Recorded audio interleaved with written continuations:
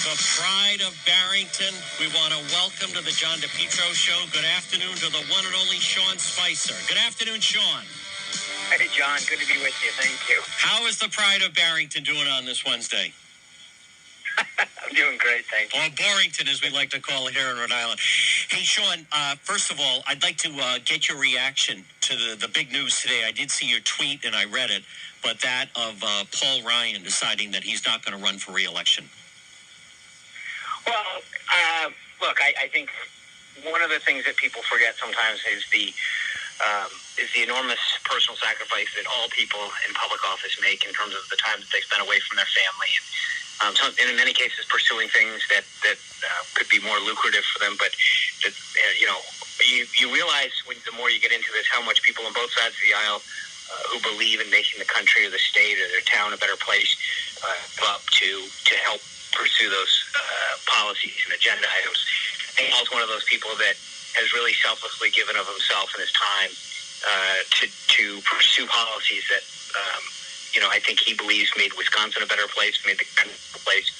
And, he stepped up to be the speaker reluctantly, but recognizing that he could help play a role. And I thank him for that. But I do recognize he's got young kids, and I think, he never wanted this job. He did it because the conference needed someone to step up and help lead them, and he was a good partner to the president for that first year of helping to get tax cuts done. So I understand his desire to move on, and I don't think that there's a full appreciation of the time and sacrifice that he's given, to the country and also to the party. So I'm grateful that Paul served, and I thank him for his service. The beauty of it, John, is, is when John Boehner stepped down as speaker, he had thought, or when he wanted to, he had groomed Eric Cantor to be who he thought would be his successor. And then Cantor lost the primary, and so that plan went out the window. The beauty of Paul's time as speaker is there's now a really strong bench in Steve Scalise and Kevin McCarthy, Mark Meadows, a bunch of other people who can really step up to the leadership table in various capacities, and I think continue to be a good partner to the president and get the agenda moving forward. Any idea, Sean, of when do you think we would start to know who that next speaker is going to be?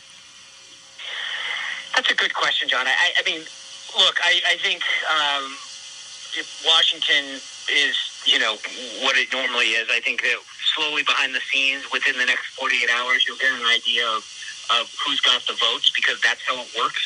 They will, as much as they say that they might not rush, that everybody's team goes out there and starts to count the heads and say, do I have the votes to secure the leadership role that I'm interested in, whether it's being speaker or number 2 or number 3 or whatever. So I think you're going to see that in the next 48, 72 hours, and I'd be shocked if we get to the end of the week without sort of having a line of succession pretty much in place.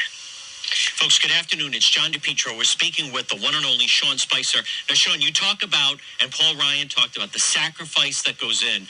Now, a year ago, as much as you feel, okay, it will be sacrifice, it is long hours, a year ago, what was it like, and just do people have any idea the type of sacrifice and commitment and long hours when you are right there in the eye of the storm, the center of the hurricane, that just nonstop of being in that type of action of which you were 1 year ago to at this time?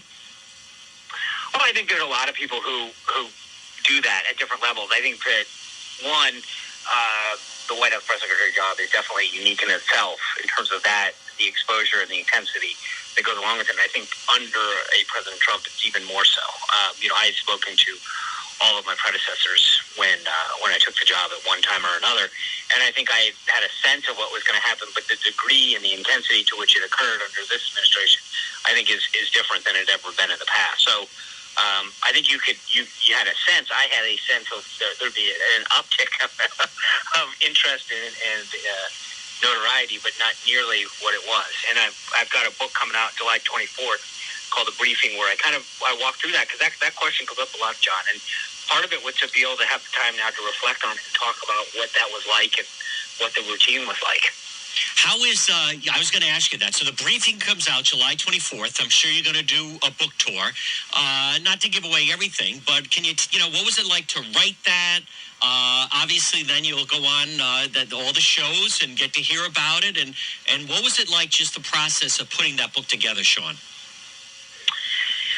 It's a great question, because it's, in a way, when I left, that wasn't my goal. I didn't want to do it. And not that I didn't want to do it, I just recognized the time that it takes to really sit down and do that. And for me, it was actually a really therapeutic opportunity to sit down and to go back in history through, time growing up in Rhode Island, school, and some of the early, things that occurred to me growing up there, and what they did to impact my trajectory in politics and life. And so it was actually kind of neat, because when you sit back and really have to think about all of those inflection points and moments in your personal, development in life, you actually reflect a lot more than you think. And you go, gosh, let me think about college again. And who were those teachers? And what was it like in some of these different instances growing up with your family or whatever? And you talk to some folks and you remember things, in a different, more intense way than you might have just in casually, because you've got to sit down and put it down to paper. So I found it to be a very interesting experience. I'm glad I did it, because it really made me think about who I am and how I've come to think about a lot of issues. Folks, good afternoon. It's John DePetro. We're speaking with the one and only Sean Spicer. It's funny, Sean, I was flipping around last night. I caught the Frontline special, and there you are with how, President Trump took over the Republican Party. Have you had a chance to see that? When was that done? You and Corey Lewandowski are in that quite a bit. It is still mind-blowing and fascinating how that whole thing just took off.